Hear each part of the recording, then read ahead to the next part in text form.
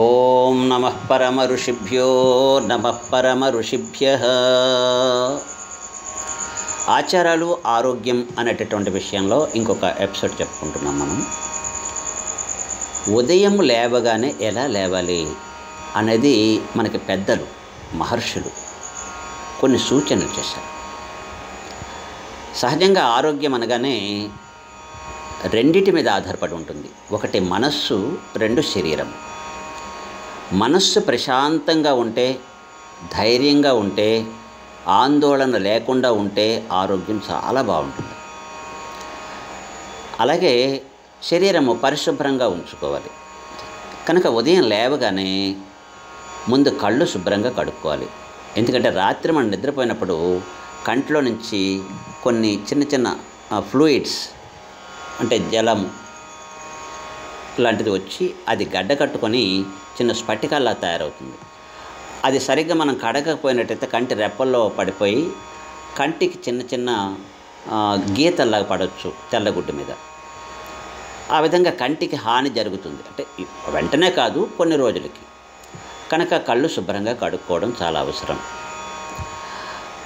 ఇక్కడ సమయం వచ్చింది కాబట్టి ఒక విషయం చెప్తున్నాను.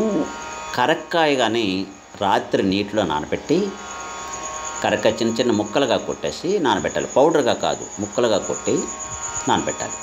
నానబెట్టిన తర్వాత ఉదయాన్నే ఆ నీళ్లు తీసి కళ్ళు కడుక్కున్నట్లయితే కళ్ళు తేజవంతంగా ఉంటాయి, బాగా కనిపిస్తాయి కూడా. కంటికి ఉండే అనేక రకాలైనటువంటి వ్యాధులు నశిస్తాయి. అంటే ఇది ఒక చిట్కా చెప్పాము ఇక్కడ.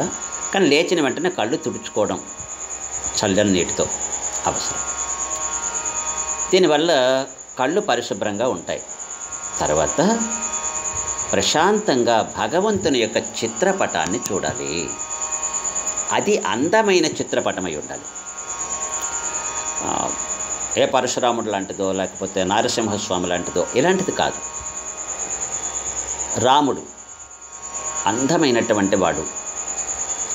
ఒక్క రాముడిని కాదు, కళ్యాణ రాముడిని. కళ్యాణం, రామ కళ్యాణం అంటాం కదా, అలాంటిది. కళ్యాణం చూసేటప్పుడు మనకేమనిపిస్తుంది? అసలు కళ్యాణాలు ఎందుకు చూడాలంటే పెళ్ళికి ఎందుకు వెళతాం? అక్కడ ఏదో పెడతారు, అది తిందామనా? ఆ ఉద్దేశంతో అయితే వెళ్ళకండి. ఒక మంచి జంట కలుస్తోంది, ధర్మబద్ధంగా ఒక వివాహం జరుగుతోంది. వీళ్ళిద్దరికీ మంచి జరగాలి. వీళ్ళిద్దరూ కూడా మంచి సంతానాన్ని పొందాలి. వీళ్ళకి శుభాలు కలగాలి. సంపన్నులై ఉండాలి, ధార్మికులై జీవించాలి. వీళ్ళ సంతానం కూడా మంచి సంతానం కలిగి దేశానికి ఉపయోగపడాలి అని ఆశీర్వదించడానికి వెళ్దాం. ఇది కళ్యాణానికి వెళ్ళడం అంటే అదేంటి అర్థం. పెళ్ళికి ఎందుకు పిలుస్తారు? వాళ్ళ గొప్ప కోసమో, మన గొప్ప కోసమో, మనకేదో వెళ్ళినటువంటి వాళ్ళకి తిండి పెట్టాలనో, లేకపోతే మనం ఇచ్చే ఈడ్ల కోసమనో, బహుమతుల కోసమో కాదు అక్కడ పిలువబడేది. వివాహం అనగానే ఒక మంచి ఆలోచనతో మనం వాళ్ళని ఆశీర్వదించాలని. మన ఆలోచనలు మంచిగా ఉంటే మన ఆరోగ్యం మంచిగా ఉంటుంది. ఇది వాళ్ళ కోసం కాదండి, మన కోసం కూడా. ఇందులో స్వార్థం కూడా ఉంది. మన ఆలోచనలు ఆరోగ్యవంతంగా, ప్రశాంతంగా, చక్కగా ఉంటే మన ఆరోగ్యం కూడా చక్కగా ఉంటుంది. అయితే ఉదయం లేవగానే ఎవరిని చూడాలి? కళ్యాణ రాముడిని చూడాలి. రాముని కళ్యాణం, పట్టాభిషేకం కాదు. పట్టాభిషేకం చూసినట్లయితే రాముని యొక్క పరిపాలన మనకు లభిస్తుంది. అంటే మరి మిగతా దేవతలనండి అంటే ఏదైనా అందముగా ఉండాలి.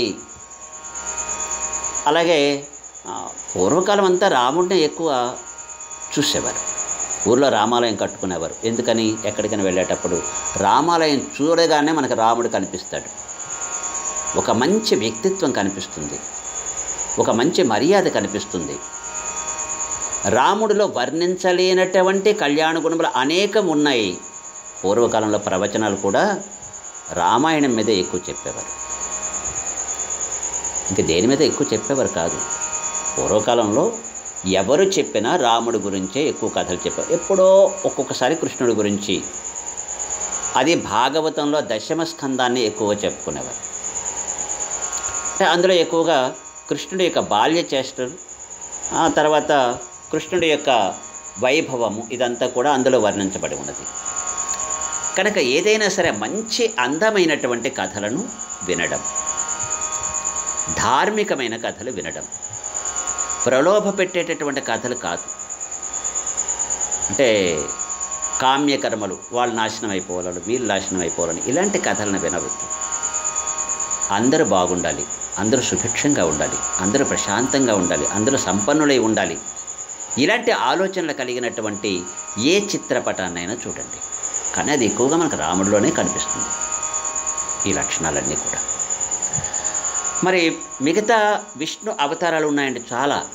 నారసింహస్వామి, కొంతమంది చెప్తారు, నేనే చెప్పాను చాలా దగ్గరలో, ఆరోగ్యానికి సంబంధించి నారసింహస్వామిని ఉపాసించండి, నారసింహ స్తోత్రం చేయండి, రక్షణ కోసం సుదర్శనుని స్తోత్రం చేయండి.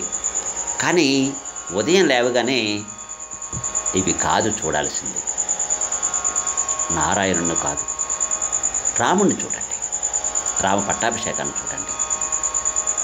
నారాయణుడు అనేటప్పుడు కూడా మీకు సరిగ్గా అర్థం కాదు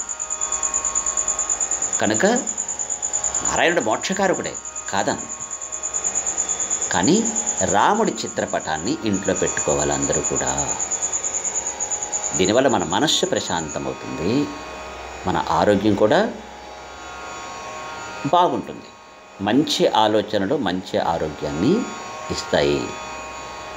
కనుక లేవగానే మనం చూడాల్సింది ఇది. తర్వాత కాలకృత్యాలు తీర్చుకోవడం, స్నానం చేసి దేవతార్చన తప్పనిసరిగా చేసుకోవాలి.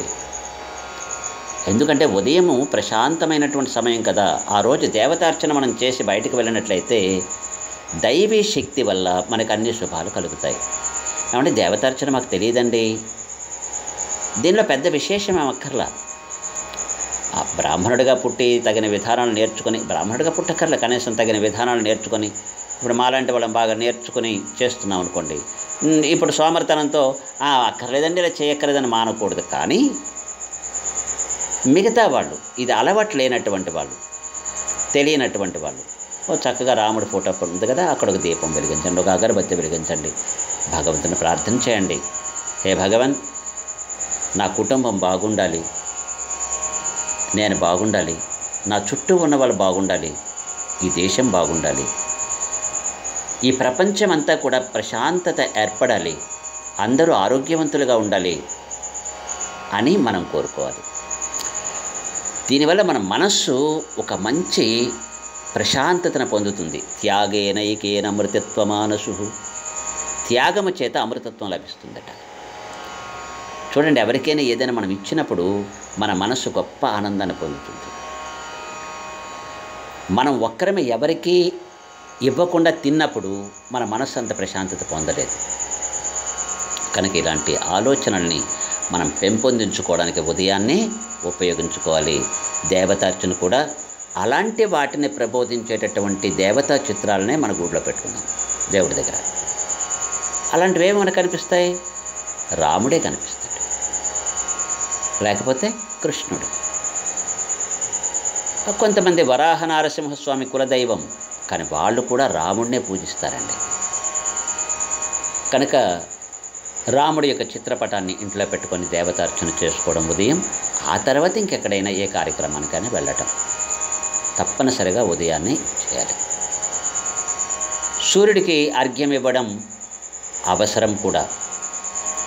స్నానం చేసిన వెంటనే సూర్యుడికి అర్ఘ్యం ఇవ్వాలి. అది సాధ్యమైనంత వరకు సూర్యోదయం కన్నా ముందే స్నానం చేయాలి. చేసి అర్ఘ్యం ఇచ్చినట్లయితే మనకు ఆరోగ్యము చేకూరుతుంది,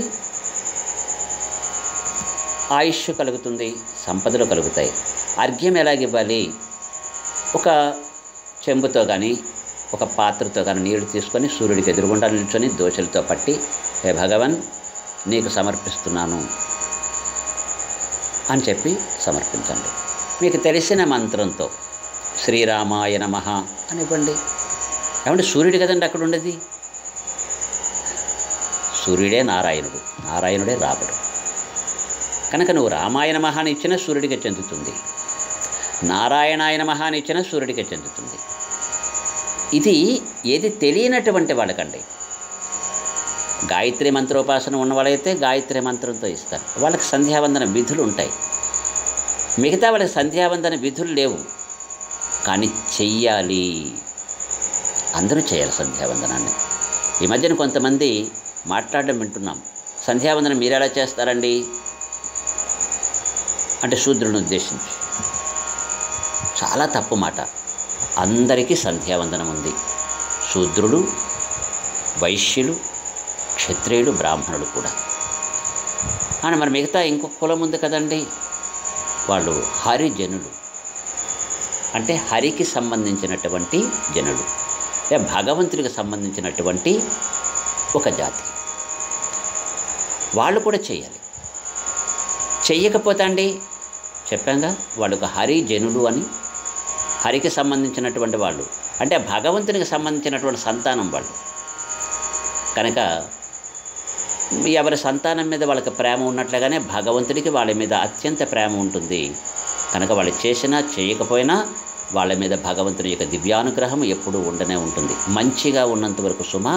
అలాగని మేము ఏ పాడు పనైనా చేస్తామంటే బ్రాహ్మడైనా ఎక్కువ లేదు, క్షత్రియుడైనా ఎక్కువ లేదు, వైశ్యుడైనా ఎక్కువ లేదు. ఎవరికైనా వాళ్ళు చేసుకున్న పాపకర్మలు వాళ్ళకి తగలక మానవు.